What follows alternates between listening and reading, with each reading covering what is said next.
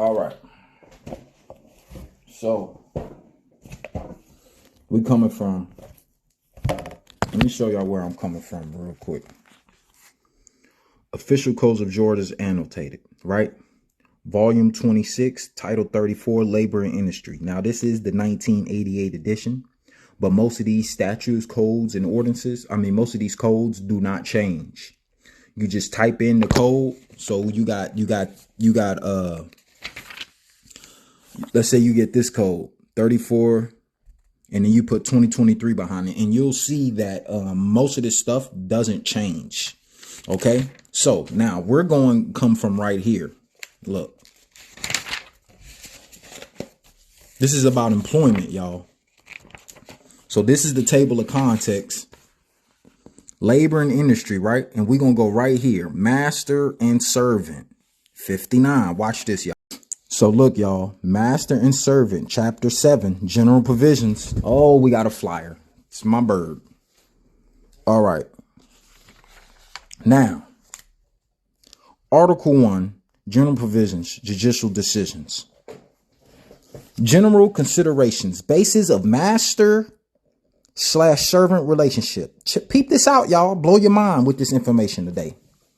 The relationship of a master and servant arises out of a contract of employment, expressed or implied between a master, which they're calling the employer, upon the one hand, and the servant, which is an employee, upon the other hand. And there's the court case. Small versus New Grape Company. Okay. Characteristics of master. Now we're going to continue this. Watch this. Characteristics of master. This is coming from Malik Michael Khalif Bey. This is the I'm the narrator. All right. Moorish American. All right. Characteristics of master. The master has superior choice, control, and direction of the servant, and whose will the servant represents, not merely in the ultimate result of the work, but in the details. Characteristic of servant. The servant is a person employed to do labor for the pleasure or the interest of another. Work of servant generally related to manual service. We're going to stop right there. Now, do y'all understand that? The servant is a person employed to labor, coming from Title 34, Chapter 7, Article 1, official. Now, as you can see, according to this, not according to me, not according to Moorish Americans, according to the official codes of Georgia annotated, Volume 26, Title 34, and I'm going to tell you, it hasn't changed today. What they have changed is they made it a lot longer. So if you do the online version, it's going to seem a lot longer and a lot more detail into the master part. Characteristics of servant. I want people to keep this in their head. The servant is a person employed to labor for the pleasure or interest of another. Then they give you the court case again. Now we're going to go into this one. Work of servant generally related to manual service. It has been generally said that agency relates to business transaction, while the work of a servant relates to manual service. So your employer is the master. Test to determine relationship of parties, right? The crucial test to be applied in determining whether the relationship of the parties under a contract. So when you fill out a job application, guess what that is, y'all? A contract for the performance of labor is that of master and servant, or that of employer and independent contractor. Lies in whether the contract gives or the employer, which is the master, assumes the right to control time, manner, and method of executing the work, as distinguished from the right merely to require certain definite results in conformity to the contract, which will be considered an independent contractor, the last sentence. So as y'all can see, the employer is the master and the employee is the servant. And they have a test to determine the relationship. So So an independent contractor is considered that an independent contractor. An employee is considered a servant. An employer is considered a master. According to official codes of Georgia annotated, this is uniform all 50 states. All 50 states, dog. So this is why you hear me, your brother Malik Michael Khalif Bey, telling y'all, hey, your boy went to high school with, got a business. Y'all might want to go support the business.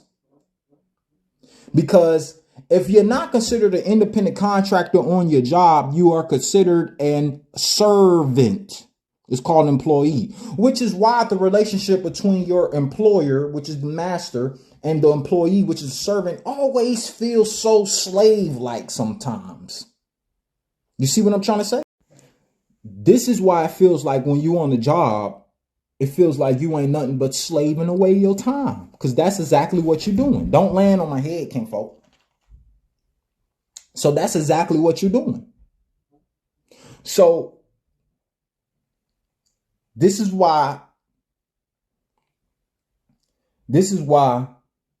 I'm sharing this.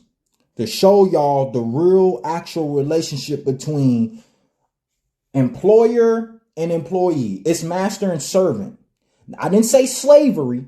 I didn't say slavery. Listen, I'm saying master and servant. This is why I feel so unnatural. This is why it feels like you slaving and shit. This is why it feels like you, the boss, whatever he says. Oh, so most job, even if you're a lawyer, if you talk to any lawyer that get paid a high, past six figures, they tell you they feel like. So even if you a high paying lawyer, 6 figures, 7 figures, whatever the job is, if it's of employee and employer, which is why most people that make a lot of money, you notice that they're always at the job 80 plus hours a week. Because if I pay you 7 figures, guess what? You are my servant. I didn't say slave, but you are my servant. So when I need you, you will be called to action. No matter when I need you. So I listen to podcasts to ex-lawyers, ex-bankers, and they say they was making a lot of money, but they still felt enslaved. Because I don't know if they know of the master and servant relationship between an employer and an employee. So y'all might want to put your head in some books and stop trying to be entertained 24/7. Now let's get into the rest of it. Because if you confused, they're gonna clear up everything. All right, here we go. All right. A charge of the court to the jury to the effect that if a used car lot owner retained the right to direct or control the time or manner of executing the work of a salesman and had the right to discharge the salesman and to determine at any time the arrangements between them, their relationship would be that of employer and employee or that of master and servant. But now let's stop right there. Did y'all hear that? Most jobs control your time. They tell you when to come in, what days you have off, how to do the job, when the job should be done. That's master and servant relationship, dog. Now, why do you think it's so hard? If anybody been in a job setting and you've been in control of people, a manager, a boss, I don't care. You know when you're in control of people inside of a job setting, 9 to 5, people got to punch on the clock. It's hard sometimes. You get this natural thing of boss, like trying to boss people. You got to like retain yourself because you'll start feeling like a master. And you'll start feeling like these people are servants. But you're not knowing where the relationship coming from because that's the actual real relationship. Because spelling means to cast spells. So when they're spelling these words out that I'm reading to you of employer and employee or master and servant, that's the relationship. So you're naturally going to take on that embodiment. So like I was saying, this is the relationship. This is why the boss man comes in there and walking and he feels so boss like. This is why everybody feels like they not doing nothing but slaving on the job. It's called classism. Master and servant. The 1% are of the master class. If you're not considered an independent contractor or a master, you're a goddamn servant. Excuse my language. I'm just sharing this. So even if you of the middle class, you're still a servant. And if you look at the statistic today, they're getting rid of middle class. This is called classism. See, they got you thinking that it's slavery. Oh, look at the black people. They were slaves here in the U.S. That shit happened before we was even born. And they ain't going to tell y'all about the Europeans that were slaves. It's called the book. We'll get on that later. But this is the relationship. This is the relationship. This is not from me. This is Official Code of Georgia Annotated, Volume 26, Title 34, Labor and Industrial Relations. So again, when you're on the job and you feel, God damn, I'm just slaving away, they keep raising the price of everything.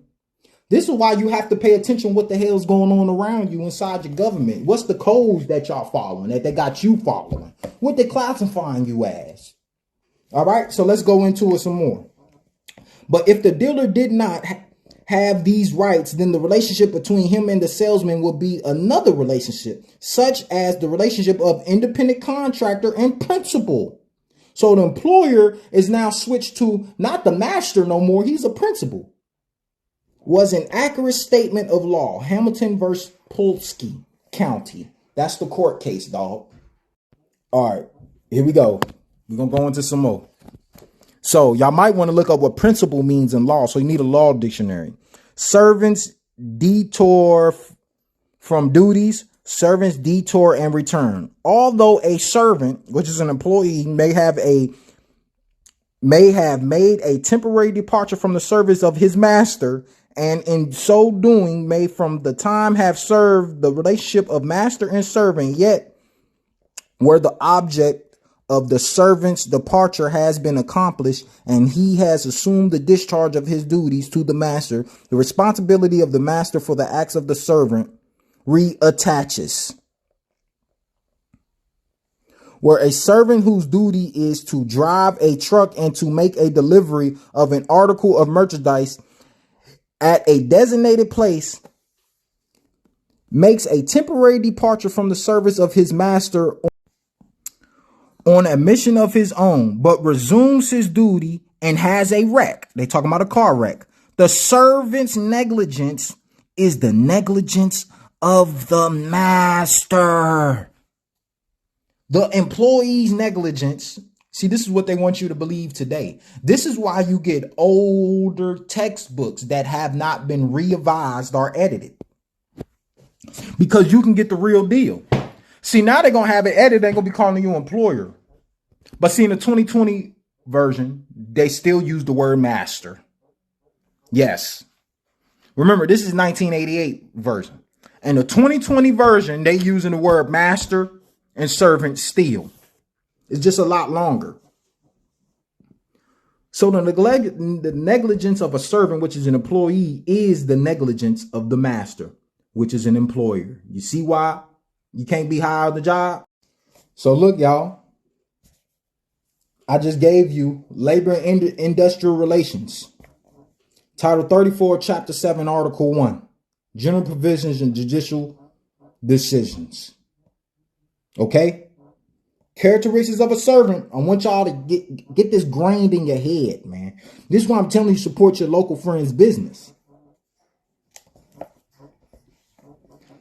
The servant is a person employed to do labor for the pleasure or the interest of another. Small versus New Grape Company of America. Come on, man.